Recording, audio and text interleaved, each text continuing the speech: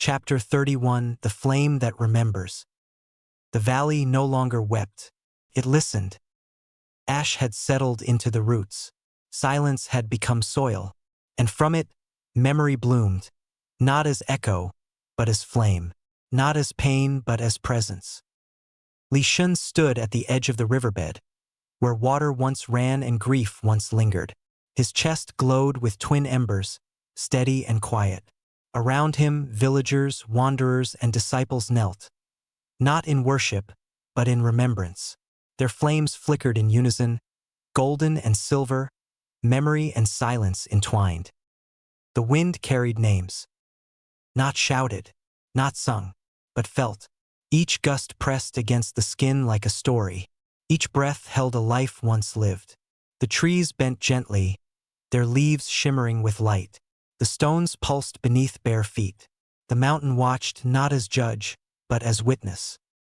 Shen closed his eyes. He saw the child who had waited, the mother who had endured, the elder who had forgotten. He saw the flame in each of them, not as burden, but as truth. And truth, once remembered, could no longer be buried. The fire did not rise. It deepened. It sank into the bones of the land, into the marrow of those who walked it. It did not consume. It did not demand.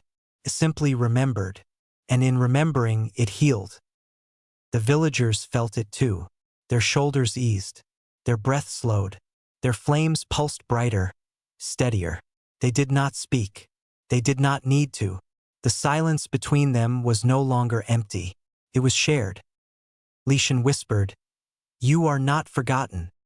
The flames pulsed. The villagers wept, not from sorrow, but from recognition. They felt themselves seen not as shadows but as stories. The silence did not vanish. It became voice. The valley shimmered. The riverbed glowed faintly, golden and silver veins threading through the stone. The wind carried laughter.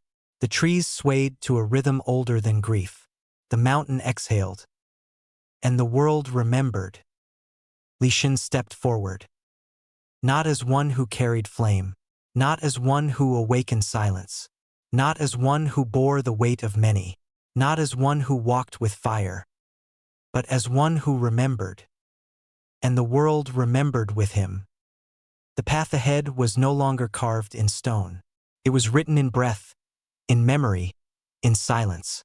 The villagers followed, not behind him, but beside him, their flames steady, their hearts open. The vault had not given him flame to bear. It had given him flame to remember. And remembrance was not the end. It was the beginning. He walked onward. And the flame walked with him. But the silence did not end there. It stretched outward, beyond the valley, beyond the forest, beyond the mountains. It touched rivers that had dried, stones that had cracked, skies that had forgotten their color. Everywhere it went, memory stirred. The wanderers who had carried grief felt their burdens loosen.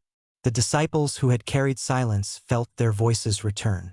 The villagers who had carried memory felt their truths burn brighter.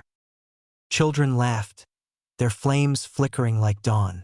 Elders bowed, their flames steady like dusk. And in between, the people walked together, their steps aligned, their breaths shared. Shen felt it all pressing into him, not as weight but as presence. His chest burned, his breath faltered, his knees bent, yet he did not fall. He understood. The flame was no longer his, it was theirs, and theirs was becoming the world's.